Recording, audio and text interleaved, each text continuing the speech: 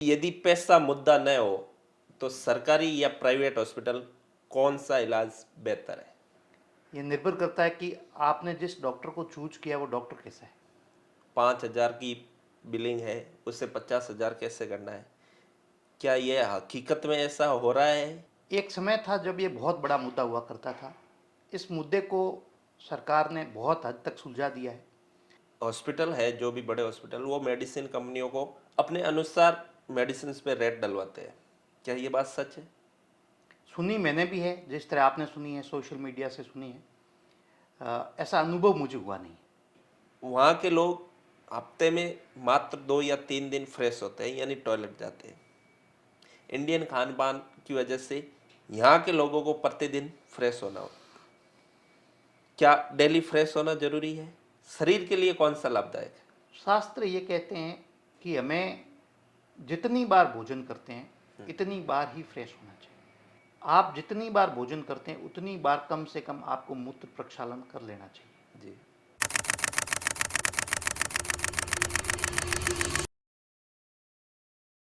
नमस्कार साथियों, आप देख रहे हैं टॉक विद टैलेंट, जहां बात होती है शिक्षा, समाज और संस्कृति की। आज के इस खास एपिसोड में हम बात करेंगे हमारे शरीर, हमारी जो हॉस्पिटलिटी है उसके बारे में। प्राइवेट हॉस्पिटल, सरकारी हॉस्पिटल की जो अनकही बातें, अनसुनी बातें जो कभी हमारे सामने नहीं आई, उनके बारे में। हमारे खान पान, हमारे रहन सहन और हमारी जो बिगड़ती दिनचर्या है, हमारा जो बिगड़ता परिवेश है, उसके बारे में। इस खास बातचीत के लिए हमारे साथ जुड़े हैं डॉक्टर मनोज जी विश्नोई सर। सबसे पहले तो आपका हमारे पॉडकास्ट में स्वागत है। धन्यवाद। सर, शुरुआत हम उस सवाल से करेंगे जो हर किसी के दिमाग में सबसे पहले आता है कि यदि पैसा मुद्दा न हो तो सरकारी या प्राइवेट हॉस्पिटल कौन सा इलाज बेहतर है? जहाँ पे यह इलाज सरकारी या प्राइवेट पे निर्भर नहीं करता। ये निर्भर करता है कि आपने जिस डॉक्टर को चूज किया वो डॉक्टर कैसा है। आप डॉक्टर पेशेंट रिलेशनशिप ये सबसे महत्वपूर्ण हो जाती है। जी। आज के इस बाजारीकरण के दौर में हर व्यक्ति कुछ न कुछ कमाना चाहता है। जी। प्राइवेट हॉस्पिटल्स के अपने खर्चे हैं, उनका खर्चा उनको मरीज से ही लेना होता है। हालांकि बहुत सरकारी योजनाएं ऐसी आई है जो पैसे के मुद्दे को, प्राइवेट हॉस्पिटल्स से बोझ को कम कर रही है और प्राइवेट हॉस्पिटल भी अच्छा दे रहे हैं। सरकारी हॉस्पिटल्स में बहुत सारे ऐसे डॉक्टर्स हैं जो अपना जीवन मरीजों की सेवा में देना चाहते हैं, देते हैं और बेहतर करते हैं।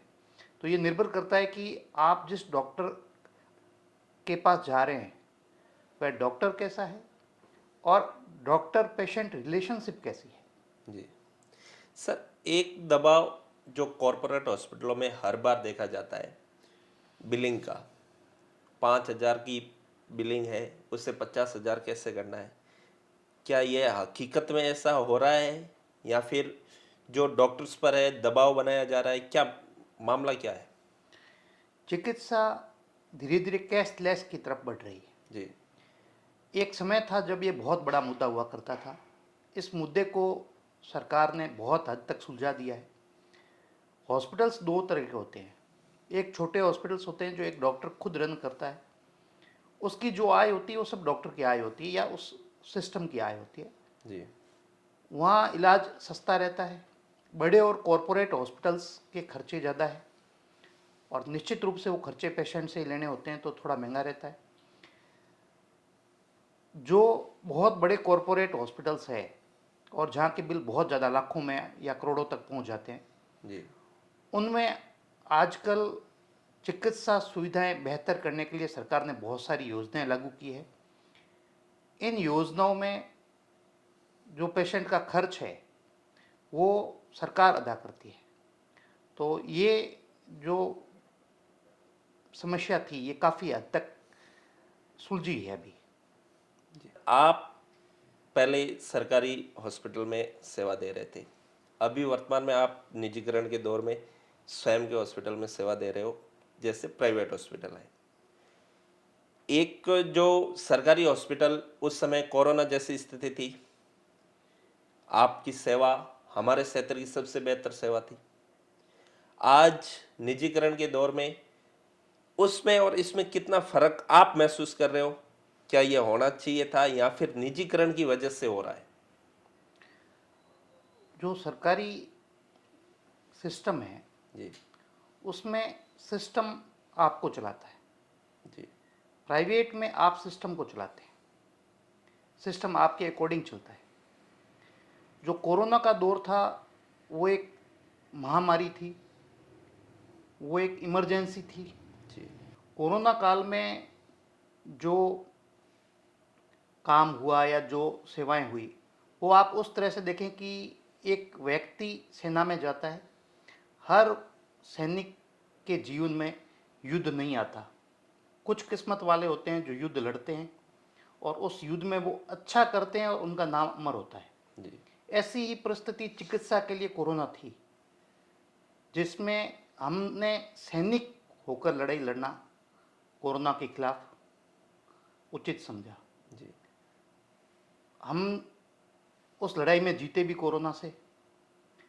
यह एक ईश्वरीय देन ही होती है कि वो हमें इतनी ताकत देता है, सारी सुविधाएं हमारे अनुकूल करता है ताकि हम उस युद्ध को जीत सकें। सरकारी सिस्टम में आपको टारगेट्स गवर्नमेंट देती कि आपको ये चीज़ अचीव करती है, इतने डाटा करने हैं, ये करना है, तो एक एक्स्ट्रा बर्डन है। जी। और उसमें जो भी वहाँ आपका सहयोगी है वो सब सरकारी कर्मचारी है। आप उन पर बहुत ज़्यादा अपने अनुसार काम नहीं करवा सकते। निजी क्षेत्र में आप कुछ बेहतर कर सकते हैं। दोनों के अपने अपने फायदे और नुकसान है।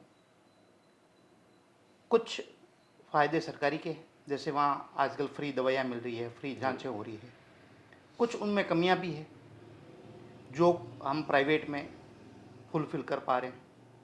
तो दोनों के ही अपने अपने फायदे और नुकसान हैं। सर, एक कॉरपोरेट हॉस्पिटल की बात करें तो वहाँ फिक्स कंपनी की दवाई आती है, मेडिसिन उसी कंपनी की। क्या वो कमीशन बेस पे चलती है? क्या उन डॉक्टर्स को पता होता है कि जो मैं दवाई लिख रहा हूँ वो सही दी जाएगी या फिर हॉस्पिटल अपने अनुसार दवाई देगा? अच्छाई और बुराई दोनों समाज में एक साथ चलती है। जी। हम ये नहीं कह सकते कि सब अच्छे हैं या सब बुरे हैं। हमारा एक पासिंग आंकड़ा होता है 50%। अगर आप 50% ज़्यादा अच्छे हैं तो आप अच्छे हैं, जी। अगर आप 50% से कम अच्छे हैं तो आप बुरे हैं। यह जो दवाई और दवाई की कीमत का मामला है, ये एक डॉक्टर डिसाइड नहीं कर सकता, वह उस चीज़ के लिए योग्य नहीं है। जी। डॉक्टर ये कर सकता है कि अपने मरीज के लिए बेहतर दवाई ढूंढे, जो वो प्रयोग करता है उसके रिजल्ट मिलते हैं तो वो उसको उपयोग करता है। जी। यह सरकार का सिस्टम का मैटर है कि वो ये निश्चित करे, सुनिश्चित करे कि जो दवाइयाँ आ रही है उनकी क्वालिटी अच्छी है, उनकी रेट सही लगी है, नाजायज एमआरपी ऊपर नहीं लिखी हुई है।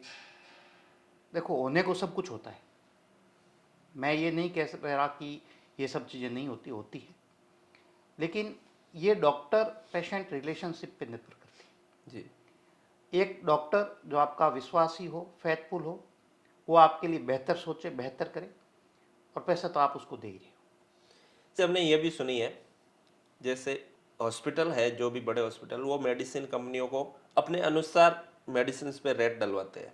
क्या ये बात सच है? सुनी मैंने भी है, जिस तरह आपने सुनी है, सोशल मीडिया से सुनी है। ऐसा अनुभव मुझे हुआ नहीं। उससे बाहर आए, आपने कोरोना से पहले भी पेशेंट देखे थे, कोरोना के समय भी पेशेंट देखे थे और कोरोना के बाद भी पेशेंट देखे। सरकार द्वारा जारी टीके लगभग सभी ने लगवाए हैं।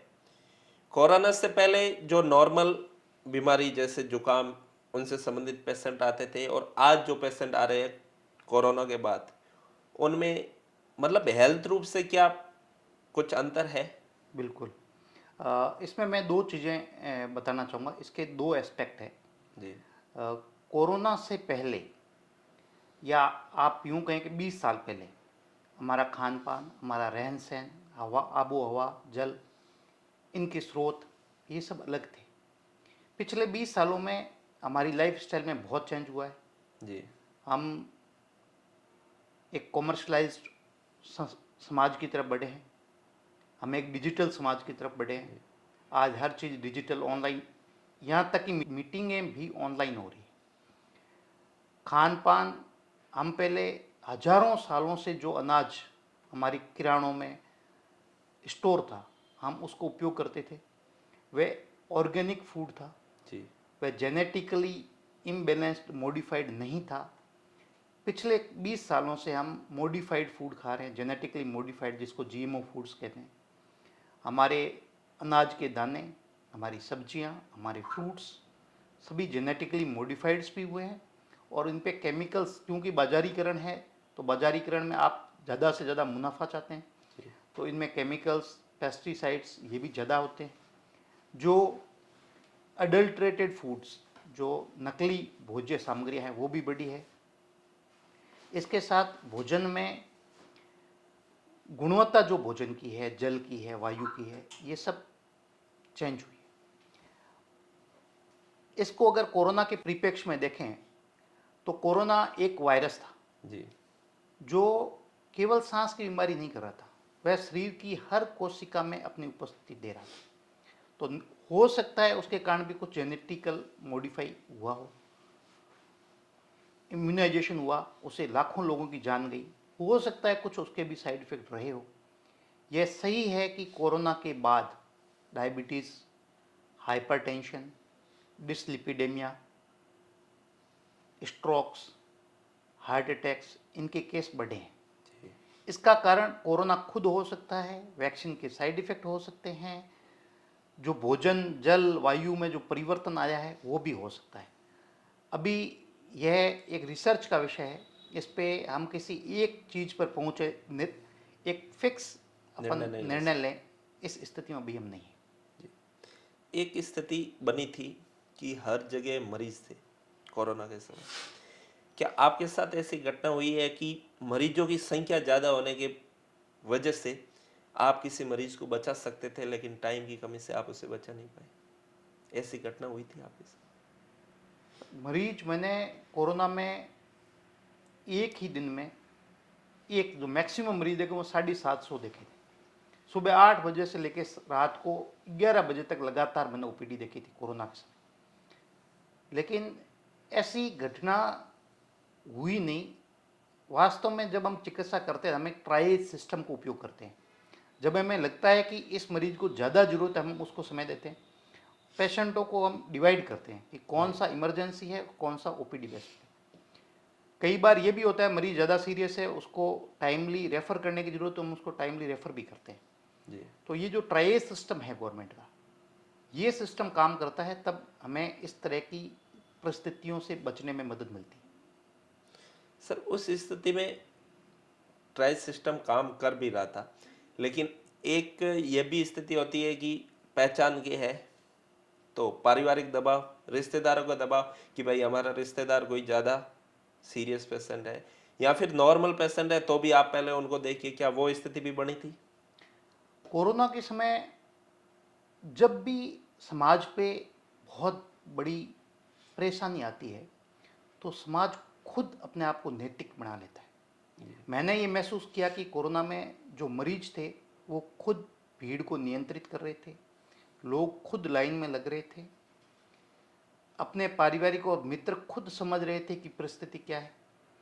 लोग सबम ऐसे मरीजों को जो सीरियस थे उनको आगे ला रहे थे। मेरे परिवार के लोगों को रात को 11-12 बजे के बाद में उनके घर जाकर, मेरे मित्रों को या मेरे परिवारजनों को मैं वहाँ जाकर देखता था। जी। वो समय मैं अपनी जो रेस्ट का समय या जो फ्री टाइम था उसमें से निकालता था। ऐसी स्थिति जब पैदा होती है, जब समाज एक बहुत बड़े समस्या से जूझ रहा होता है, तो लोगों में खुद एक नैतिकता पैदा होती है, लोग खुद जागरूक होते हैं, और उस समय ये सारी चीज़ें वो छोड़ देते हैं। मेरे उस पूरे कालखंड में ऐसा कोई आया ही नहीं समय जब मुझे ये लगे कि मैं यहाँ पे सहज महसूस करूं। जी। आज वर्तमान में क्या इंडियन खान पान से हम दूर हट के जो वेस्टर्न खान पान है, फास्ट फूड है, उनका ज़्यादा सेवन कर रहे हैं, ये या फिर संक्रामक जो आज का परिवेश है जो बिगड़ गया है, उसकी वजह से क्या वजह है? हम लाखों साल पुरानी सभ्यता है। जी। मैंने एमबीबीएस करने से पहले आयुर्वेद का भी अध्ययन किया था। जो लाखों साल पहले जब भारतवर्ष में मानवता की उत्पत्ति हुई या हमारी सभ्यता बनी, उस समय से हमारे पूर्वजों ने रिसर्च किया। उन्होंने जो सीखा समझा, उसके अनुसार भोजन पद्धति, रहन सहन, ये सब डाला। वो चीज़ें टाइम टेस्टेड थी। जिस तरह हम कहते हैं एक देश दूसरे देश का टाइम टेस्टेड रिलेशंस है, वो टाइम टेस्टेड थी। उन पे ऐसा नहीं है कि उन्होंने उस पर रिसर्च नहीं किया, या आपको उनके पास ऐसी कोई सिस्टम नहीं था जिससे वो रिसर्च कर पाते, या उन्होंने उस पर थीसिस नहीं की। उन्होंने सब करी। जी। अगर आप उनको वास्तव में पुराने वेदों का, जो पुराणों का या उपनिषदों का इनका अध्ययन करें, तो आपको लगेगा कि वास्तव में वो रिसर्च करते थे, वास्तव में वो थीसिस करते थे।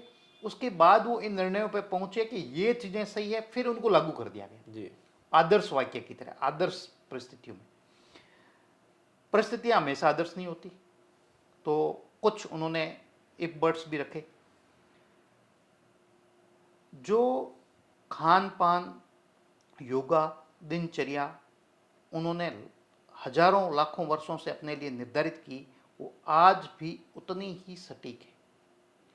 मौसम, मौसम के अनुसार भोजन, दिनचर्या, दिनचर्या के अनुसार भोजन, और नींद का, ये सभी उन्होंने एक समावेशी तरीका अध्ययन तरीका अपनाया।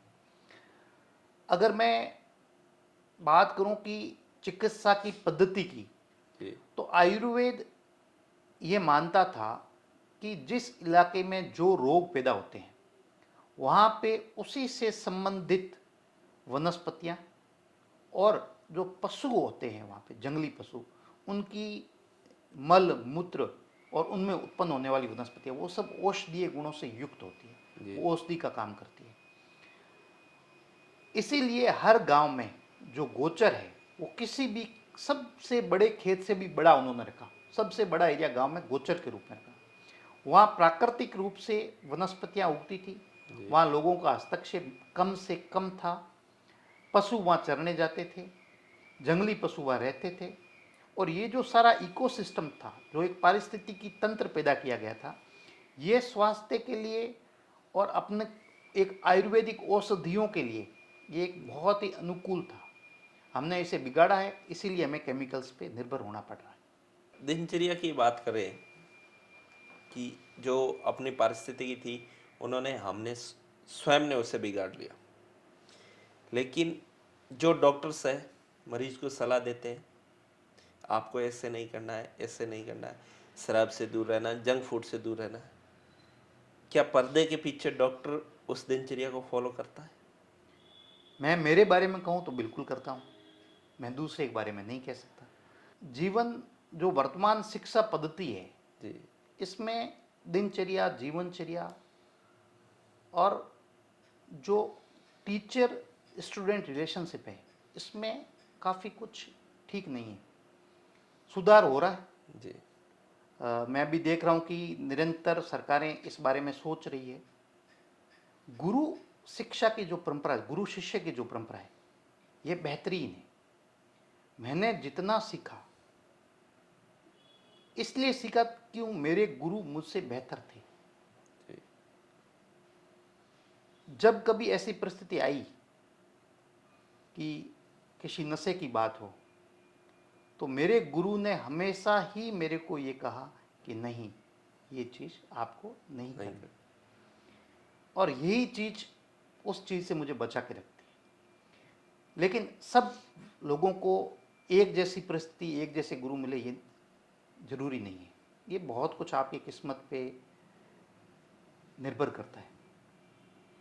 बिल्कुल आप खुद अगर चाहो तो इन चीज़ों से बच सकते हो, जी। लेकिन परिस्थितियाँ, आपका दोस्तों का जो पीयर प्रेशर, ये सब भी काम करते हैं। सर एक अपन परिस्थिति को छोड़े, सिर्फ खान पान की बात करें, मानव शरीर के लिए इंडियन जो खाना है हमारा भारतीय खाना, वो बेस्ट है या फिर वेस्टर्न? बिल्कुल भारतीय जो मूल खाना, जो हमारा जो आयुर्वेद है, चिकित्सा का भारत का सबसे पुराना जो शास्त्र है, वह ये कहता है कि हमारे देश, वो भारत को एक देश नहीं कहता, हमारे देश वो है जो हमारा पर्यावरणीय देश जी। है। जैसे हम थार मरुस्थल में रहते हैं, या कोई जलज प्रदेश में रहता है, या कोई शीत प्रदेश में रहता है, उन सब की दिनचर्या आयुर्वेद में अलग अलग बताई हुई, भोजन अलग अलग है। जी। तो अपने कल्चर के हिसाब से अपने यहाँ पर जो भोजन की प्रक्रिया अपनाई जाती रही, वो बेहतरीन है, क्योंकि वो टाइम टेस्ट है। अब 1 लाख साल से अगर एक स्थान पे एक मानवीय सभ्यता उस दिनचर्या से सर्वाइव कर रही, तो निश्चित रूप से वो अच्छी है। पर्यावरण के हिसाब से तो मान लिया यहाँ की दिनचर्या यहाँ के लोगों के लिए अच्छी है, लेकिन उससे बाहर बढ़े, सिर्फ हम बात करें कि खाने की, वेस्टर्न साइड में आज भी हम सुनते आए हैं कि वहाँ के लोग हफ्ते में मात्र 2 या 3 दिन फ्रेश होते हैं, यानी टॉयलेट जाते हैं। इंडियन खान पान की वजह से यहाँ के लोगों को प्रतिदिन फ्रेश होना हो। क्या डेली फ्रेश होना जरूरी है? शरीर के लिए कौन सा लाभदायक है? शास्त्र ये कहते हैं कि हमें जितनी बार भोजन करते हैं इतनी बार ही फ्रेश होना चाहिए। आप जितनी बार भोजन करते हैं उतनी बार कम से कम आपको मूत्र प्रक्षालन कर लेना चाहिए। जी। एडल्ट्रेटेड फूड या जो फ्राइड फूड है वो निश्चित रूप से हानिकारक है। तेल शरीर पे लगाने के लिए, खाने के लिए नहीं है। घी शरीर में खाने के लिए होता है, वो भी अगर आपका पशुधन, आपकी गाय गोचर में जाकर चरती है, उससे घी उत्पन्न होता है, बिलोना पद्धति से उत्पन्न होता है, और आप उसको खाते हैं एक लिमिटेड मात्रा में। जितना आप वर्क कर रहे हैं, जो आपकी एनर्जी कंजप्शन है, उसके अनुसार अगर आप भोजन करते हो, बेहतरीन है, बेस्ट है। लेकिन अगर आप उसको एक फिक्स्ड फूड दे रहे हैं, जो आप अपने हिसाब से डिसाइड कर रहे हैं, बाजार से लाके चारा डाल रहे हैं, और फिर आप उससे चाह रहे हो कि वो मेरे लिए एक आदर्श भोजन होगा, नहीं हो सकता। अभी स्थिति ये है कि दूध और मिल्क प्रोडक्ट्स के कारण लोगों में इंसुलिन रेजिस्टेंस बढ़ रहा है। जी। हम लोगों को मिल्क प्रोडक्ट से दूर रहने की सलाह दे रहे हैं। हम उन्हें सिर्फ बिलोने की जो छाछ होती है, छाछ को आयुर्वेद में तक्र कहते हैं, और उसे अमृत के समान मानते हैं। हम सिर्फ मिल्क प्रोडक्ट में तक्र, छाछ खाने की सलाह दे रहे हैं, और उससे बहुत हद तक शुगर और बीपी कंट्रोल हो रही है। बात शुगर और बीपी की आई है, हम चारे की बात कर रहे हैं, मवेशियों के लिए हो, सब्जियों की बातें कर रहे हैं। हम जिन चीज़ों को, चाहे हरी सब्जी हो, जिन्हें हम पौष्टिक मान रहे हैं, ऑर्गेनिक मान रहे हैं, आखिर वो केमिकल से उत्पन्न हो रही है। वर्तमान परिप्रेक्ष्य में ऐसी कौन सी चीज़ है जिसे हम ये मान सकते हैं कि ये केमिकल युक्त नहीं है? भोजन में जैसे हम कहते हैं एक चीज़ के गुण होते हैं तो अवगुण भी होते हैं। हम आधुनिकता के अवगुण मानते हैं, तो इसके कुछ गुण भी हैं। जी। आधुनिकता ने हमें कम स्पेस में अच्छी खेती करना भी सिखाया है। हम किडनी, गुर्दे के मरीजों को, डायबिटीज़ यानी शुगर के मरीजों को, हाइपरटेंशन बीपी के मरीजों को, हृदय रोगियों को यह सलाह देते हैं कि वो लौकी, टिंडसी, कद्दू, तुरई, ककड़ी, ये जो बेल के लगती ये सब्जियां हैं, ये उनके लिए बेहतर रहती है। ये सब्जियां बहुत आसानी से आप कम स्पेस में अपने घर की बालकनी में उगा सकते हैं। जी। तो आपको ऑर्गेनिक सब्जी के लिए किसी पे निर्भर रहने की जरूरत है ही नहीं, जी सर। है ही नहीं आपको। लेकिन सर आज के वातावरण में अगर ऑर्गेनिक खेती, उनकी जो ग्रोथ करवानी है, तो भी पेस्टिस केमिकल्स यूज़ करने पड़ रहे हैं। मैं मेरा खुद का अनुभव है कि ये जो सब्जियां मैंने बताई है, इनके लिए पेस्टिसाइड्स की ज़रूरत पड़ नहीं रही, और इनको बहुत मिनिमम, मतलब पौधे को क्या चाहिए, कार्बन डाइऑक्साइड जो वैसे ही वातावरण में जाता है, धूप गर्मी जो वैसे ही वातावरण में जाता है, प्रकाश संश्लेषण ही तो करेगा। जी। कुछ न्यूट्रिएंट्स उसे चाहिए जो आप अगर रेत बदलते रहते हैं, उसके साथ में आप पशुओं का जो गोबर है उसकी खाद, बनी हुई खाद, कुछ केंचुए डाल दो तो वो सब निर्मित हो जाता है। देखो, कोशिश अगर आप करते हैं तो बहुत ईजी है। अगर अपन उसमें ये ढूंढें कि नहीं इसमें कठिनाई ही कठिनाई, तो कठिनाई बढ़ती है। जी। अब बात हम खान पान की कर रहे थे, रहन सहन की कर रहे थे। आज का दौर वेस्टर्न साइड की ओर बढ़ रहा है। भारत में चाहे आयुर्वेद की बात करो, इंडियन टॉयलेट्स, जो टॉयलेट सीट्स है, उनको हमेशा महत्व दिया जाता था। आज इंडियन की जगह वेस्टर्न टॉयलेट सीट्स यूज हो रही है। एक व्यक्ति की जो दिनचर्या शुरू होती है वो फ्रेश होने से शुरू होती है। और हमारे यहाँ फ्रेश होने का मतलब ये नहीं है कि हमने स्नान कर लिया, मुंह धो लिया। फ्रेश होने का मतलब है आप टॉयलेट जाके आए। क्या वेस्टर्न टॉयलेट्स है वो हमारे शरीर के लिए खतरनाक है, या फिर वो हमें एक पूर्ण रूप से फ्रेश होने से रोक रहे हैं? बिल्कुल। इंडियन टॉयलेट्स या बैठने की जो पोजीशन है, जी। जो बैठने की पोजीशन है इंडियन टॉयलेट पे, वो पोजीशन अपने आप में बहुत महत्वपूर्ण है। उसमें एक चीज़ और ऐड होती है। ये कहा जाता है कि टॉयलेट जाते समय सिर को ढक के रखना चाहिए, सिर पे टोपी या कपड़ा रखना चाहिए। ये पोजीशन हमें पूरी तरह के इवैक्यूएट होने के लिए, स्टूल पास करने में मदद करती है।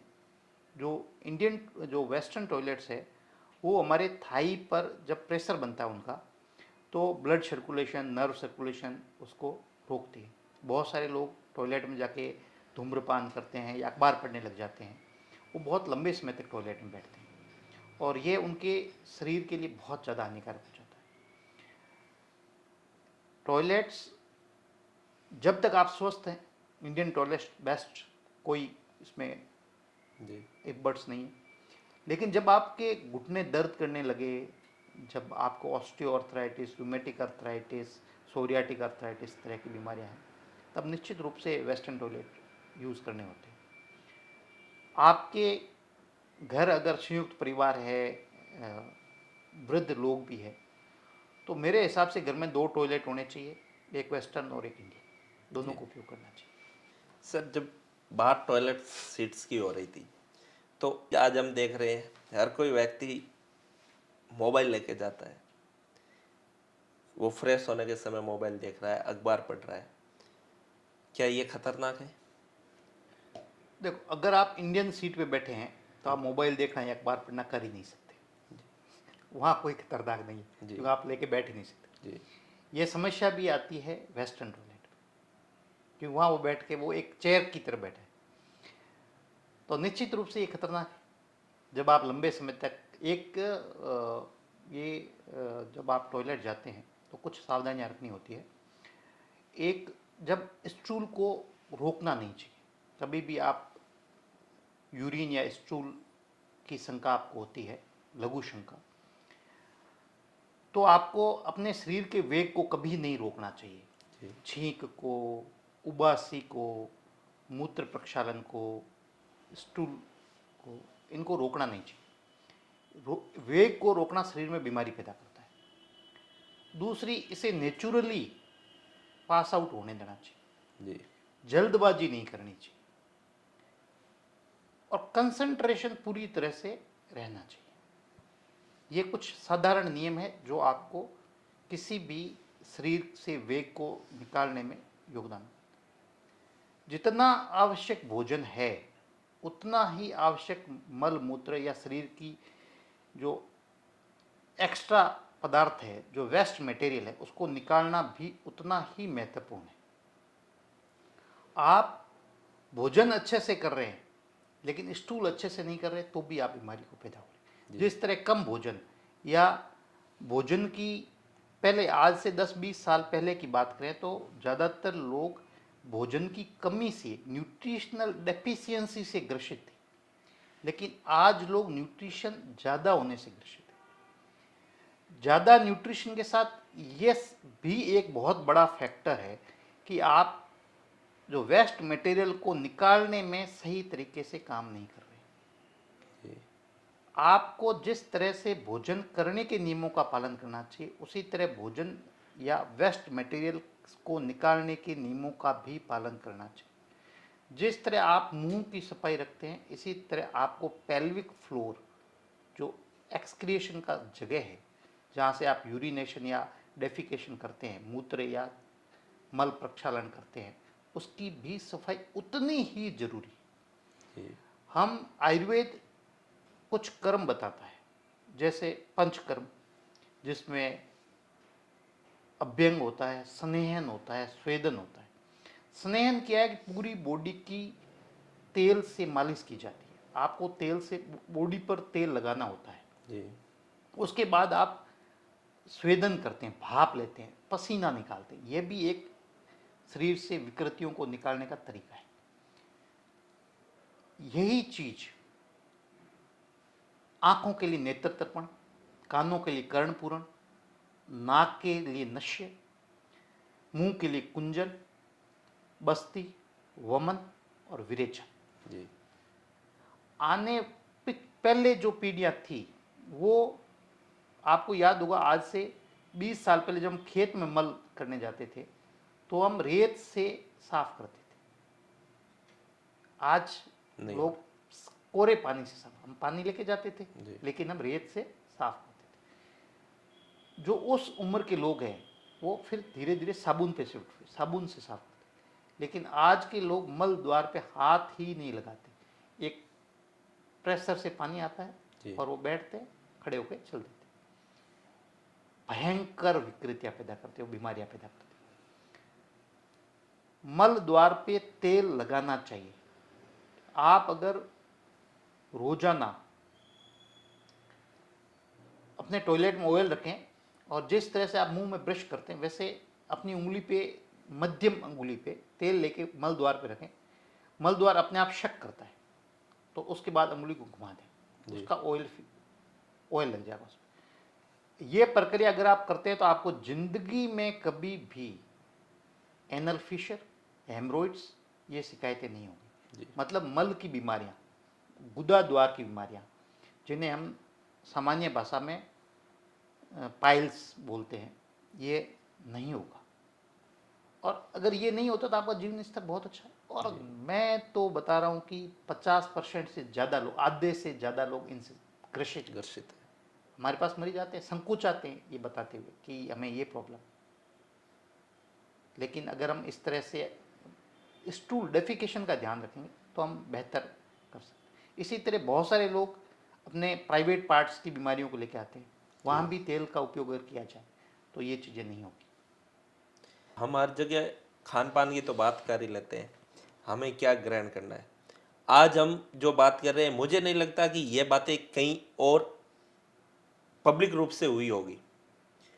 एक बात हर जगह यह रहती है कि खान पान का टाइम क्या होना चाहिए, खान पान क्या करना है, यह हर कोई जानता है, हर कोई सुनना चाहता है और हर कोई सुन भी रहा है।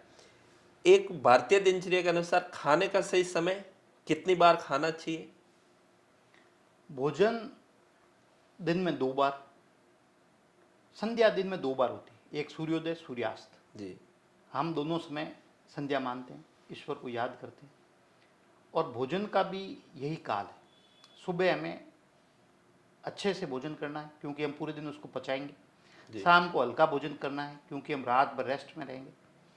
सुबह का भोजन 10-11 के आसपास हो जाना चाहिए। जी शाम का भोजन सूर्यास्त से पहले, अंधेरा पड़ने से पहले हो जाना चाहिए। ओवरनाइट फास्टिंग, रात भर का भूखा रहना। जब रात को आप 7 बजे खा रहे हैं, सुबह वापस 9 बजे खा रहे हैं, मतलब 12 घंटे से ज़्यादा आप पेट को आराम दे रहे हैं। जी आमाशय में भोजन 2 घंटे रहता है, 2 घंटे के बाद भोजन जाता है आंतों में। आंत में उसको पाचन में 6 से 8 घंटे लगते हैं, फिर वो जाता है कोलोन में और वहाँ से मलाशय में। यह पूरी प्रक्रिया होकर जब भोजन मलाशय में पूरा इकट्ठा हो जाए, हम सुबह उठें, सोच जाएं, सोच के बाद नियमित दिनचर्या में हम योग प्राणायाम करें, स्नान करें, फिर हम अगर भोजन करें तो ये एक बेहतरीन और आदर्श दिनचर्या है। बहुत सारे लोगों की लाइफ स्टाइल अलग अलग है, उनके खुद के कुछ काम हैं। जी वो जो बिजनेस करते हैं या जो नौकरी करते हैं उसमें ये पूर्णतया संभव नहीं होता, तो उसमें आप 19-20 कर सकते हैं, करना ही पड़ेगा। जरूरी। लेकिन एक जगह मैंने पढ़ा था कि वेदों में लिखा है कि भूखे पेट स्नान करना चाहिए, लेकिन अगर आपने भोजन कर लिया है तो भी स्नान कर लेना चाहिए, क्योंकि स्नान करना ज़्यादा। जरूरी। तो इस तरह से आप अगर 19-20 है तो अपने आप को एडजस्ट करो, लेकिन ये चीज़ करनी है। कुछ ऐसे लोग हैं जैसे डायबिटिक है जिनको भूख ज़्यादा लगती है, या कुछ ऐसे लोग हैं जो भोजन को रोक नहीं पाते, तो बीच में कुछ पार्ट्स अगर लेते हैं तो वो हरी सब्जी, कुछ फ्रूट्स वो ले सकते हैं, धान नहीं लेना है। जी। जो फ्राइड फूड्स है वो नहीं लेने। कोई आपको चॉकलेट भी दिन को दे दे तो आप उसको जेब में रख लो, जब आप भोजन करो उसके साथ ले लो। अगर इस दिनचर्या का पालन करोगे तो बीमारी आपसे दूर रहेगी। एक फिक्स दिनचर्या को अपनाना आज के समय में इतना फिक्स नहीं कर पाएंगे। उसका रीज़न ये भी होता है कि सुबह को, हाँ सुबह का समय अब हर कोई फिक्स कर सकता है, क्योंकि वो शाम को अपने उस निवास स्थान पे जाएगा, सोएगा, तो सुबह उठेगा तो वो वहाँ से दिनचर्या अपना लेता है। लेकिन जो ढलते दिन की है, शाम की दिनचर्या, वो फिक्स नहीं हो पाती। एक बात हम हर जगह सुनते हैं कि व्यक्ति को कम से कम 6 घंटे नींद लेनी चाहिए। क्या ये जरूरी है? 6 घंटे नींद पर्याप्त है? एक व्यक्ति के लिए 6 से 8 घंटे नींद ये लिखा हुआ है। बच्चों के लिए नींद ज़्यादा जरूरी है, वो 8 घंटे। हमने थोड़ी देर पहले बात करी कि अमाशय में भोजन 2 घंटे रुकता है, 6 घंटे हाथ में, मतलब 8 घंटे आपको कंप्लीट बेड रेस्ट चाहिए, तब तक भोजन भी आपका पाचन हो जाए। भोजन शरीर रोज अपने आप को रिज्यूनेट करता है, नई कोशिकाएं बनती है, पुरानी कोशिकाएं हटाई जाती है। इस पूरी प्रक्रिया में आपको नींद बहुत ज़्यादा जरूरी होती है। जब आप शरीर को बाकी सारे कामों से छोड़ दोगे, शरीर उस तरफ जाएगा। सफाई कब होती है? जब आप एक दुकान चलाते हैं या कोई भी संस्था चलाते हैं, सफाई कब होती है? जब सारे काम रोक दिए जाएं, फिर सफाई चालू होती है। तो आप जब सारे काम रोक देंगे तब सफाई चालू होगी। यही इसका कंसेप्ट है। तो आपको, जैसे हमारा जीवन है, हम जन्म लेते हैं और मृत्यु होती है, उसी तरह प्रकृति रोज सुबह पैदा होती है और रोज शाम को शांत होती है। हमें जीवन को भी उसके अनुसार ढालना है।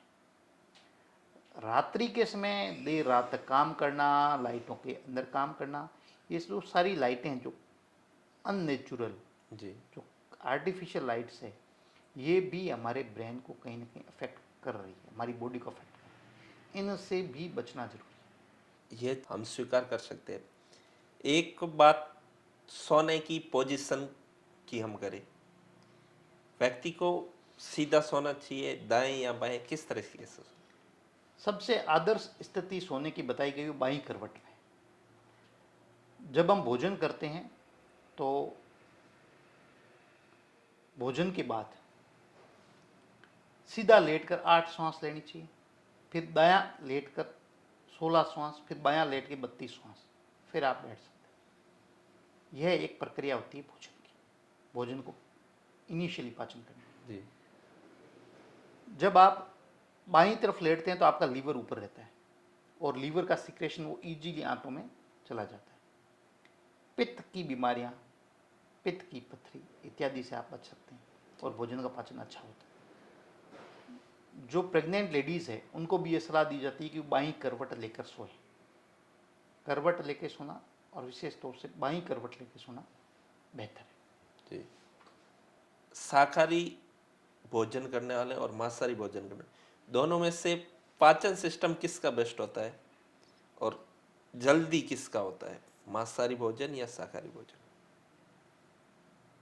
भोजन को लेकर पुराने ग्रंथों में भी कहें तो दोनों तरह के भोजनों के खुद के दोष और गुण लिखे हुए। कहीं ये स्पष्ट नहीं है कि आपको यही भोजन करना चाहिए। जी। शाकाहारी भोजन है, उनमें हर भोजन में कुछ ना कुछ कमी होती है। जैसे चावल में कुछ अमीनो एसिड्स नहीं है जो दालों में है, दालों में है वो चावल में नहीं है। मक्की में जो कुछ नहीं है, कुछ रागी में नहीं है। जब आप एक मिक्स्ड फूड खाते हैं शाकाहारी भोजन को मिक्स्ड फूड खाना पड़ता है अपन को। शाकाहारी भोजन में हम चपाती लेते हैं, कार्बोहाइड्रेट्स लेते हैं, दाल लेते हैं, प्रोटीन्स लेते हैं, घी लेते हैं, फैट लेते हैं, सब्जियां और फ्रूट्स लेते हैं जो विटामिन्स लेते हैं, तब जाकर अपना संपूर्ण आहार बनता है। अगर अपन शाकाहारी है, जो कि अपन है, जी। तो हमें संपूर्ण आहार लेना होता है। जी। मांसाहारी में ये डिसाइड वो पशु करता है जिसका मांस आप खा रहे हो, वो क्या खाता है वो आपको मिलेगा। आजकल जो मांस बाजार में बेचा जा रहा है, जो जो पशु वो खा रहे हैं भोजन, वो पशु वो भी एडल्ट्रेटेड फूड खा रहे हैं, उनको एक फिक्स्ड फूड दिया जा रहा है, तो उनमें भी न्यूट्रिशनल डेफिशिएंसी बहुत ज़्यादा हुई। जी। तो आज की परिस्थिति में तो शाकाहार सबसे बेस्ट है मेरे हिसाब से। मैं इसके बारे में एकदम लोह की लकीर नहीं खींच सकता, लेकिन ये ज़्यादा बेटर है, क्योंकि यहाँ आप निर्धारण कर सकते हैं, वहाँ आप निर्धारण नहीं कर सकते। सर, बात खान पान की हो गई, दिनचर्या हो गई, एक हमारी जो चर्चा में बात आई थी आयुर्वेद की, और एक आज हम जो इंग्लिश, अंग्रेजी उपचार, अंग्रेजी मेडिसिन्स ले रहे हैं।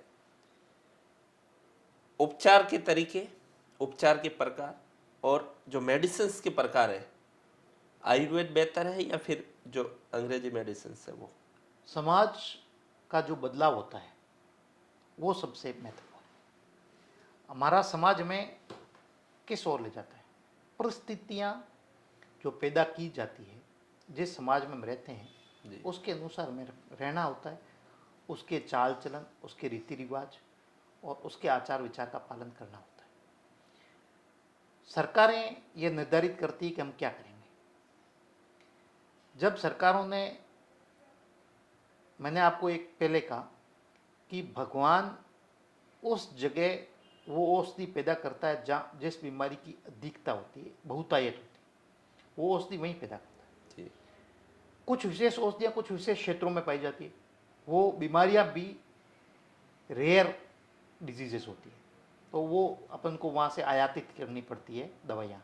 आयुर्वेद की बात कर रहा हूँ। जब हम एक एरिया को प्राकृतिक रूप से छोड़ दें, उसमें अपने आप पौधों को उगने दें, अपने आप उनमें जंतुओं को रहने दें, मानवीय क्रियाकलाप से रहित रखें, तो वहाँ वो औषधियाँ पौधा होती है, और वहाँ जो पशु जाके चरते हैं या वहाँ के जो फल पौधे अपन खाते हैं, तो उसका बेहतरीन इफेक्ट हमारे जीवन में पड़ता है, वो बीमारियों से हमें सुरक्षित रखता है। चूँकि आज के समय में ये सारी चीज़ें नहीं हो रही, हमारा भोजन किसी प्राकृतिक सोर्स से नहीं आ रहा, वो सब कृत्रिम रूप से उत्पादित किया जा रहा है, हमारे पशु कृत्रिम भोजन पे पाले जा रहे हैं, उन्हें जो छोटे छोटे कमरों में इस तरह से रखा जा रहा है। तो इन परिस्थितियों में हमें एलोपैथी जरूरी हो गई, इसीलिए सरकारें एलोपैथी को इतना बढ़ा रही है। जी। तो आपको जीवित तो रखना ही है, जब जीवित ही नहीं रहेंगे तो कैसी सरकार? जब मानव नहीं रहेगा, जब नागरिक नहीं रहेंगे, तो सरकार कैसे? अभी एक खेजड़ी बचाओ आंदोलन चल रहा है। जी। खेजड़ी दाल कुल, जो लेग्यूमिनेशी कुल है, उसका एक वृक्ष है। दालें पौधे होती है, उसमें एक वृक्ष है जो है खेजड़ी। खेजड़ी। दाल प्रोटीन का सबसे रिच सोर्स है, सबसे उत्तम सोर्स है जो हमें प्रोटीन प्रदान कर रहा है, विशेष तौर से शाकाहारियों को। जी। तो खेजड़ी एक प्रोटीन पैदा कर रही है, उसकी बनती है फ्रूट सांगरी। सांगरी एक प्रोटीन रिच फूड है, और उसकी बायो अवेलेबिलिटी, मतलब जो खाने के बाद अपन को प्रोटीन जो मिल रही पाचन के बाद, जी। वो उसकी श्रेष्ठ है। तो ये राजस्थान के लोगों के लिए प्रोटीन का सबसे बड़ा स्रोत है, न केवल मनुष्य के लिए बल्कि जंतुओं के लिए भी। जो जंतु शाकाहारी है उनके लिए, और मांसाहारी भी तो शाकाहारी को खाएंगे जी। तो सबके लिए वो एक प्रोटीन का रिच सोर्स है। और उसकी जड़ों में राइजोबियम बैक्टीरिया होता है जो यूरिया का नाइट्रोजन का स्थिरीकरण करके यूरिया बनाता है। आप किसी भी खेत में देखोगे तो वहाँ जो फसल उगी है वो सबसे ज़्यादा, सबसे बड़ी और सबसे ज़्यादा फसल खेजड़ी के नीचे ही उगी। बाकी किसी पेड़ या पौधे को देख लो, उसके नीचे फसलें होगी नहीं, होती नहीं। तो इतना ज़्यादा इफेक्ट है प्रकृति का। प्रकृति ने खेजड़ी अपने ही तो बनाई ना। जी। राजस्थान में बने, आप कहीं और चले जाओ, हिमालय पे तो खिचड़ी नहीं है, नहीं। वहाँ प्रोटीन कुछ और सोर्स है। इस तरह अगर हम इन चीज़ों को समझ जाएंगे, अगर हम प्रकृति को समझने की कोशिश करते हैं कि वो क्या चाहती है, प्रकृति आइडियल है, आदर्श स्थितियाँ पैदा की है उसने मनुष्य के लिए, जीवों के लिए, परिस्थिति के लिए, वो आदर्श है। हम जो भी उसके अंदर इंटरफेयर कर रहे हैं, वो हम उसकी आदर्शता को कम कर रहे हैं। जी। हम 10%, 20%, 50%, 90% कम कर रहे हैं। ये हमें समझना पड़ेगा। सर वैसे मानव शरीर, मानव दिनचर्या, खान पान के बारे में बात करें तो बहुत सारी कमी भी है और बहुत सारी बातें होने को है। इस पॉडकास्ट से पहले हमने हमारे जो भी सोशल मीडिया प्लेटफॉर्म्स है उस पर एक मैसेज सर्कुलेट किया था कि कुछ लोगों के मन में अगर सवाल हो और वो आपसे पूछना चाहे, तो हमने उनसे सवाल भी मंगवाए हैं। हमारे एक सब्सक्राइबर है दशरथ जी विश्नोई, उन्होंने एक सवाल पूछा है कि मरीज को हॉस्पिटल में एक अनावश्यक डर सा माहौल पैदा किया जाता है, चाहे वो टेस्ट से लेके हो, उनकी जो जांचें हैं, अनावश्यक जांचें, ज़रूरत से ज़्यादा जांचें, बीमारी कम है लेकिन बिलिंग के लिए बढ़ा के बताया जाता है। क्या यह हकीकत में हो रहा है? बिल्कुल, कई कई बार मैंने खुद ने महसूस किया है। इसमें एक कंसेप्ट है फैमिली फिजिशियन का। जी। बहुत सारे देशों में ये होता है कि आपके नियमित फिजिशियन होता है जिससे आप सलाह लेते हैं, क्योंकि आप उसको हर बार पे कर रहे हैं, या आप वार्षिक पे करते हैं, मंथली पे कर रहे हैं, जो भी, वो आपका विश्वसनीय है। जी। आपको जब भी अपने हेल्थ संबंधी इशू हो तो आपको उससे सलाह जरूर लेनी चाहिए। अगर आपका फीमेली फिजिशियन नहीं है तो बिल्कुल आपके साथ ये चीज़ें हो सकती हैं। वो आपको गाइड करेगा, आप उनसे कंसल्ट करेंगे कि मेरे साथ ये समस्या, मुझे कहाँ जाना है, कैसे करना है। जैसे मेरे पास मरीज आते हैं, मेरा मरीज है, तो मैं उसे सलाह देता हूँ कि कहाँ पे आपके कम खर्चा आएगा, कहाँ पे आपको इस बीमारी का बेहतरीन इलाज मिलेगा, कौन से स्पेशलिस्ट या सुपर स्पेशलिस्ट के पास आपको जाना चाहिए या नहीं जाना चाहिए। एक चीज़ जांचों को लेके है, 30 इज न्यू 50। आज का 30 साल पुराना 50 साल जैसा ही हो गया। जी। जो बीमारियां 50 साल पे पैदा होती थी और 60 साल पे फुल फ्लैश बीमार होता था आदमी, वो तो आज 30 साल 30 पे साल में पैदा हो। होती है, 40 साल पे फुल फ्लैश बीमार हो। अगर आपकी उम्र 30 से ज़्यादा है और 40 है तो निश्चित रूप से आपको हर साल अपने शरीर की कुछ जांचें करवा लेनी चाहिए। जी। जैसे complete blood count CBC, blood sugar, creatinine गुर्दे के लिए, एचजीपीटी लीवर के लिए, कोलेस्ट्रॉल, ट्राइग्लिसराइड, थायराइड, ईसीजी, एक बेसिक ईसीजी। ये जांचें लगभग 1000 रुपये से कम ही पड़ती है। अगर ये जांचें आपकी हर साल हो जाए तो आप बीमारी को समय से पहले पकड़ पाएंगे, एक बेसिक लेवल आपके पास होगा। जनरली क्या होता है कि जो जांचें होती है वो एक स्टैंडर्ड डेविएशन को फॉलो करती है। आपकी जी। जब जांच कोई कहा जाता है आपका हीमोग्लोबिन 14 से 16 के बीच होना चाहिए, इसका मतलब बहुत सारे लोग, सामान्य लोगों का हीमोग्लोबिन जो बीमारी से रहित है, उनका हीमोग्लोबिन समाज में 14 से 16 के बीच में है। इसका मतलब ये नहीं है कि 13 कम हो गया या 17 ज़्यादा हो गया। कुछ लोगों का 17 भी नॉर्मल हो सकता है, कुछ का 14 भी हो सकता है, लेकिन 90% ऑफ पॉपुलेशन है उनका 14 से 16 के बीच नॉर्मल।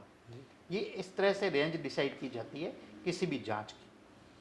आपने एक बेसिक जांच करवाई, जब आपको कोई बीमारी नहीं है, आपको कोई परेशानी नहीं है, आपने एक बेसिक जांच करवाई, मेरा मान लो हीमोग्लोबिन आ गया 12, अब मेरा हीमोग्लोबिन 12 एक नॉर्मल है।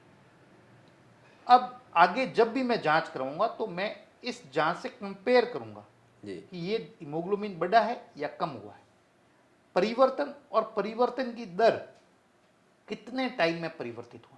12 से मेरा 11 हो गया लेकिन ये 2, 3, 4 साल से हुआ, या 12 से 10 हो गया और बहुत जल्दी हो गया, चाहे 12 से 12.5 हुआ और 1 महीने में हो गया, तो ये रिस्क है। जी। कम समय में परिवर्तन रिस्क है, ज़्यादा समय के साथ में जो नेचुरल परिवर्तन है नॉर्मल। आपकी एक हेल्दी जो जांच की रेंज, जो एक डाटा है, वो बहुत ज़रूरी है कंपेयर करने के लिए। जी। सर एक दूसरा सवाल, जो प्राइवेट हॉस्पिटल है वो बहुत पैसा कमा रहे हैं मरीजों से, उन्हें मानसिक स्वास्थ्य पर एक विशेष वेबिनार का समय समय पर आयोजन करवाना चाहिए। क्या कॉरपोरेट हॉस्पिटल्स को ये करना चाहिए? मानसिक स्वास्थ्य सबसे ज्वलंत मुद्दा है आज के समय, और सरकार इस पे काम कर रही है। सरकार ने एक नंबर भी दे रखा है जिस पे आप मानसिक स्वास्थ्य से संबंधित बात कर सकते हो। जिस तरह से बाजारीकरण हुआ है, व्यक्ति अकेला पड़ गया है। जी हर व्यक्ति पैसे के पीछे दौड़ रहा है। संबंध, रिश्ते या मित्रता, ये चीज़ें गौण हो गई है। कोई किसी की हेल्प, पहले विनिमय होता था, चीज़ों का वस्तु विनिमय होता था। आपने गाय दे के बाजरी की बोरी ले ली, या आपने दूध दे के उससे कुछ सामान मंगा लिया, मिर्ची ले ली। जी किसी के जरूरत पड़ गई बीमारी में, या कोई किसी परिवार पे ऐसा संकट आ गया कि उसके कमाने वाला व्यक्ति चला गया, गुजर गया या बीमार पड़ गया, तो पास के परिवार या उसके रिश्तेदार उसकी मदद करते थे। उस समय चला गया, अब ऐसा नहीं होता। जी तो हर व्यक्ति मानसिक तनाव से ग्रस्त होने जा रहा है। हर व्यक्ति को चाहिए कि वो मानसिक स्वास्थ्य संबंधित ध्यान रखे। हमारे पूर्वजों ने, हमारे जिसको हम देवी देवता बोलते हैं, उन्होंने मानसिक स्वास्थ्य पे बहुत ज़्यादा ध्यान दिया और पहले से आगाह किया कि ये चीज़ें होनी है और इसमें आपको ये ध्यान रखना है। जी जैसे जैसे संबंध बिगड़ते हैं, मानसिक स्थिति खराब होती है। आर्थिक स्थिति खराब होगी तो भी मानसिक स्थिति खराब होगी, स्वास्थ्य की स्थिति खराब होगी तो भी मानसिक स्थिति खराब होगी, पारिवारिक स्थिति खराब होगी तो भी मानसिक स्थिति खराब होगी, रिलेशन खराब होंगे तो भी मानसिक स्थिति खराब होगी, आपके मार्क्स कम आएंगे तो भी मानसिक स्थिति खराब होगी, ज़्यादा आ जाएंगे तो भी खराब होगी। जो मानसिक व्याधि कहते किसे हैं? जो आपकी प्राकृतिक या जो सामान्य रूप से जो आपके मन में उतार चढ़ाव आते हैं, वो अगर असामान्य हो जाए। जी जैसे आपने एक लॉक दिया और आपको लगा कि यार लॉक लगा कि नहीं लगा, तो आपने एक बार चेक किया, नॉर्मल चेक करो। लेकिन आप बार बार चेक कर रहे हो, आप संतुष्टि नहीं हो रही, लॉक लग गया, आप कुछ दूर गए, वापस आए कि यार पता नहीं लगा नहीं लगा, अब ये मानसिक व्याधि। तो मानसिक व्याधि एक सामान्य प्रक्रिया का ही विरूपित रूप है। वो उसको ज़्यादा या कम हो जाए, या आप किसी चीज़ में इंटरेस्ट लेते हो, आप रोज़ कुछ आपके हॉबीज़ है और आपने हॉबीज़ में एकदम से इंटरेस्ट लेना कम कर दिया, अब आप वो चीज़ कर ही नहीं रहे जो आप रोज़ करते थे, तो ये एक मानसिक व्याधि। हर व्यक्ति को, हर परिवार को मानसिक व्याधि के बारे में सोचना है। जी विशेष तौर से एक माता पिता को अपने बच्चे की मानसिक व्याधियों के बारे में जरूर ध्यान देना है। अगर वो बच्चा जो नियमित रूप से क्रियाकलाप कर रहा है, वो क्रियाकलाप अब नहीं कर रहा है, कम कर रहा है, या किसी क्रियाकलाप को ज़्यादा कर रहा है, सामान्य से हटकर है जो वो रोजाना करता है, तो निश्चित रूप से कहीं ना कहीं दिमाग मानसिक रूप से तनावग्रस्त है। हमें उसके इलाज, या यूँ कहें उसको सलाह की ज़रूरत है। बहुत सारी मानसिक व्याधियाँ सिर्फ बातचीत से या सलाह से ठीक हो सकती है। इसी तरह हमारे सांचौर में नहर है, और बहुत सारे ऐसे केस मैंने देखे हैं जो मानसिक व्याधि के चलते आत्महत्या कर लेते हैं। जी दो कारण हैं। एक, हम सारे गुनाह अपने ऊपर ले लेते, अपराधी घोषित कर देते हैं खुद स्वयं को। को। बहुत सारा समाज, परिवार के लोग आपको इस तरह से दबाव देते हैं, जैसे आपके साथ अपराधी सा व्यवहार करने लगते हैं। आपसे कोई गलती हो गई तो आपको मतलब अपराधी ही, आजीवन अपराधी बना दिया जाता है जी कि बस आप अपराधी हो, आपके ऊपर एक टैग लगा दिया जाता है, और वो आदमी उससे तनावग्रस्त हो जाता है। एक क्षमा, हम दूसरे को तो क्षमा करते हैं, खुद को क्षमा नहीं करते। जी खुद को कोसते रहते हैं। खुद को कोसते रहते, मेरे से ये गलती हो, मैं ये कर लेता तो ये कर लेता। कोई फर्क नहीं पड़ता। आपने वो जो पाठक जानना चाहते हैं कि ये होना चाहिए, ये मैं कर ही देता हूँ। आप जिस दिन जन्म लेते हैं उस दिन आपकी मृत्यु फिक्स हो जाती है, वो निश्चित है, कोई नहीं टाल सकता। दिन, समय सब निश्चित है। इसके लिए मैं एक उदाहरण देता हूँ। भीष्म युद्ध में, महाभारत के युद्ध में, भीष्म बहुत सारी तीरों से छलनी हो गई, उनका शरीर तीरों की सैया पर पड़ा था, लेकिन वो मर नहीं पाए, उनकी मौत नहीं आई। उत्तरायण तक उनको इंतजार करना पड़ा अपनी मौत को आने का। जी भगवान कृष्ण एक पेड़ के नीचे बैठे हैं, एक बहेलिया तीर मारता है और एक ही तीर में उसकी मृत्यु हो जाती है उनकी, क्योंकि उनकी मृत्यु आ गई। जी तो मृत्यु निश्चित है। जीवन क्यों है? जीवन आनंद के लिए है। आपको आनंद से जीना है। कोई बहुत ज़्यादा पैसा, देखो पैसा आज के समय जरूरी है, लेकिन इतना ज़्यादा जरूरी नहीं है कि आप अपने स्वास्थ्य को, अपने दिनचर्या को, अपने परिवार को साइड में रखे कमाओ। जब भी आप जीवन के बहुत सारे मूल्य है, बहुत सारे पहलू है, जी किसी भी पहलू को आप नेग्लेक्ट नहीं कर सकते। हर पहलू का बराबर औचित्य है इस जीवन में। जब आप जीवन जीते हैं तो महाभारत जो गीता है, गीता में कहा गया कि आपको एक इंटरमीडिएट डिसीजन लेना होता है, आपको संतुलन बनाना होता है दो चीज़ों में।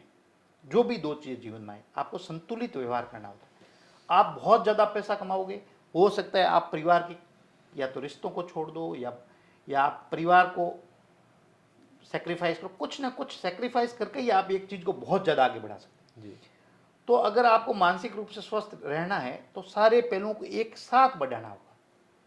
अगर मैं अमीर हूं, मेरा पड़ोसी गरीब है, तो मेरा जीवन संतुलित नहीं रह सकता। पूरा समाज आगे बढ़ेगा तो मेरा जीवन आगे बढ़ेगा।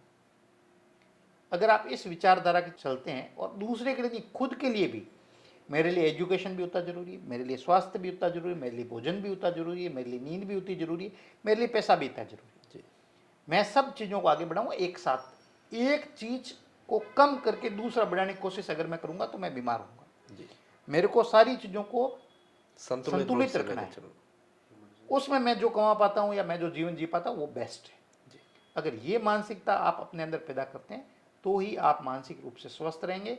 आप कितने भी पैसे हो आप बीमार रहेंगे, आप कितना भी अच्छा खाते हो आप बीमार रहेंगे, आप कितनी भी नींद लेते हो आप बीमार रहोगे, आप पूरे दिन जिम जाते हो आप बीमार रहोगे, अगर आपने इन चीज़ों में संतुलन नहीं किया।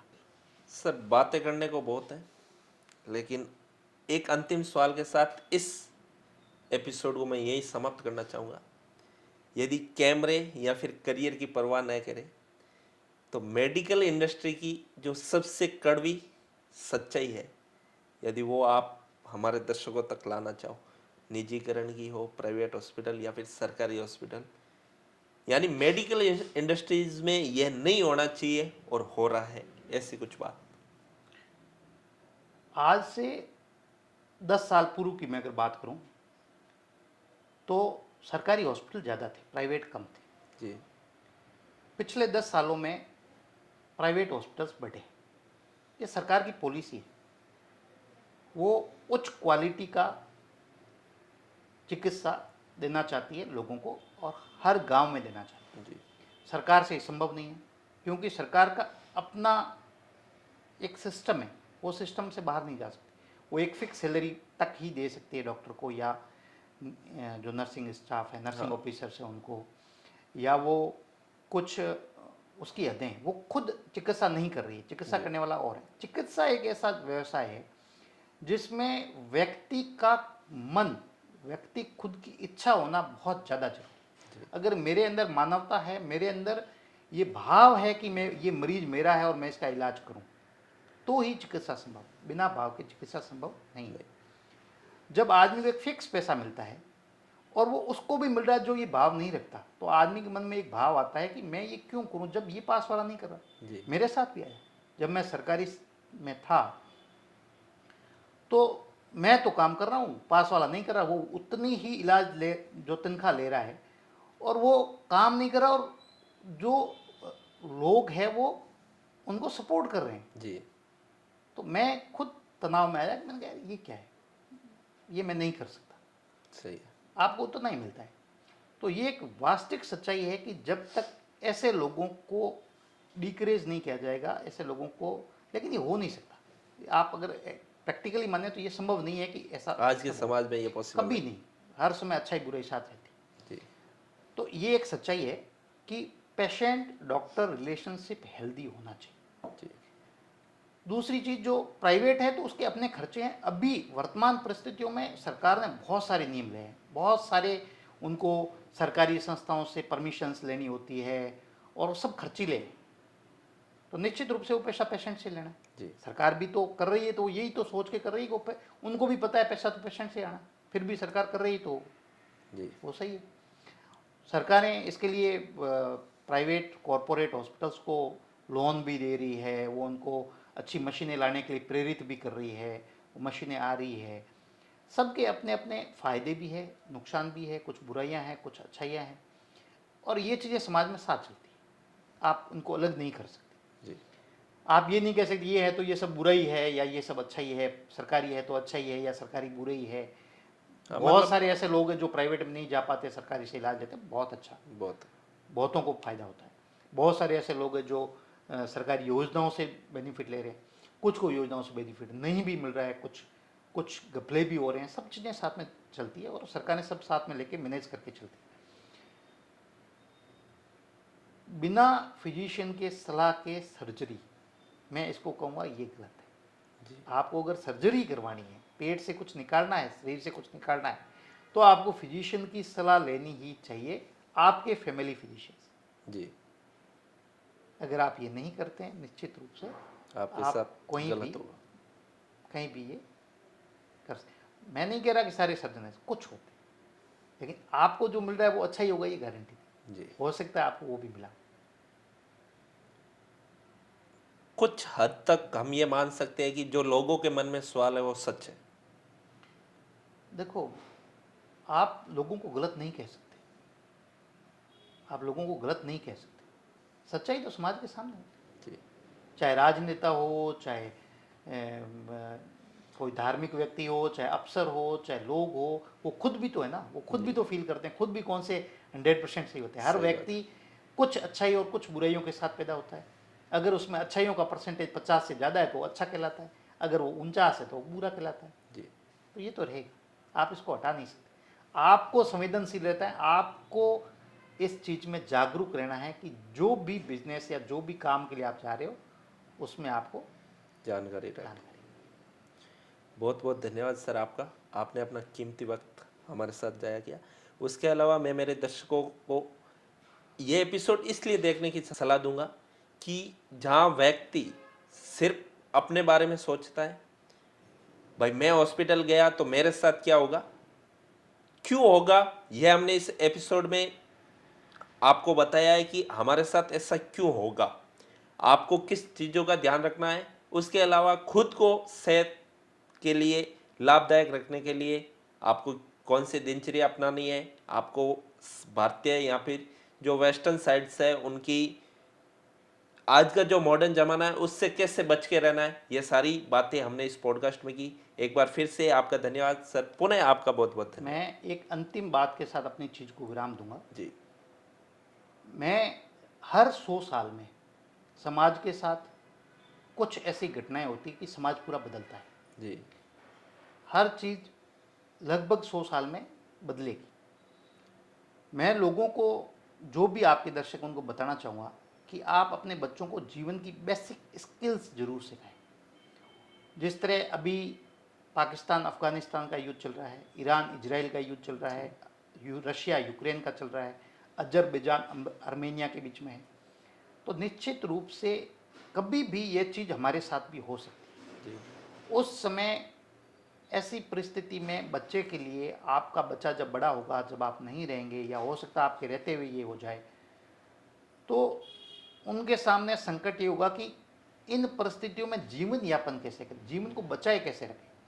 तो इनको बेसिक स्किल जैसे रोटी करना, पशुपालन, गाय दूना, गाय को क्या चराना है, खेती कैसे करनी, खेती में बहुत सिंपल खेती, धान कैसे उगाना, सब्जी कैसे उगानी, क्या उगानी है, क्या ध्यान रखना, कौन से ऋतु में कौन सी फसल होती है, ये बेसिक स्किल्स उनको आनी चाहिए। और एक जो आपकी जो खानदानी जो आपका रोजगार है, जैसे मैं एक किसान का बेटा हूँ तो खेती कैसे करनी है, या मेरे का होटल का या रेस्टोरेंट का व्यापार है तो रेस्टोरेंट कैसे चलता है, एक सुथार है तो सुथार का काम कैसे होता है, एक लोहार है तो लोहार का काम कैसे होता है, एक सुनार है तो सुनार का काम कैसे करना है, ये बच्चे को आना चाहिए। जी एक समय ऐसा आएगा जब आपके बच्चे के लिए, आपकी संतानों के लिए, आपके आगे आने वाले जो पीढ़ियां हैं उनके लिए सबसे ज़्यादा ज़रूरी हो जाएगा, सबसे ज़्यादा काम आएगा, और ये होगा, ये निश्चित मानो। तो अपने बच्चों को शिक्षा, जो आधुनिक शिक्षा जो चल रही है, उसके साथ ये चीज़ ज़रूर सिखाएं, इसमें उसको टैलेंट ज़रूर दें, और ये सबसे इजी है। और बच्चे को अगर वो 12-13 साल का हो गया है तो जो घर का या आपके पीढ़ी दर जो आपका व्यवसाय है, उस व्यवसाय की संपूर्ण जानकारी और उस बच्चे को उसमें लगाना, ये बहुत करना जरूरी। ही है। धन्यवाद। जी सर, थैंक यू।